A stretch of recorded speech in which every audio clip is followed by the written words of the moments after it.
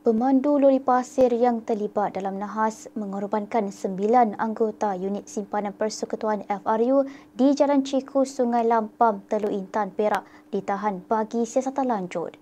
Ketua Polis Daerah Hilir Perak, Asisten Komisioner Dr. Bakri Zainal Abidin berkata, ujian saringan telah dijalankan dan pemandu terbabit didapati negatif dadah.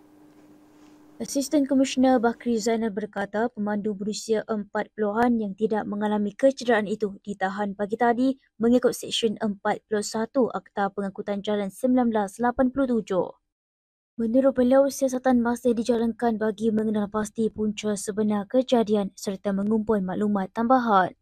Negara dikejutkan dengan nahas antara truk FRU dengan lori membawa muatan pasir jam 8.50 pagi yang mengakibatkan 9 anggota terbunuh.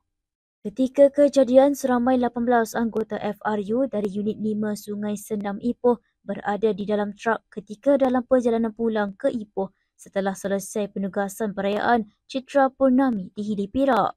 Kegagalan steering lori membawa muatan pasir dipercayai menjadi punca nahas yang mengorbankan 8 pegawai rendah polis PRP Pasukan Simpanan Persekutuan FRU. Lori pasir berkenaan telah merempuh hadapan lori PSP Unit 5 ketika sampai di lokasi kejadian.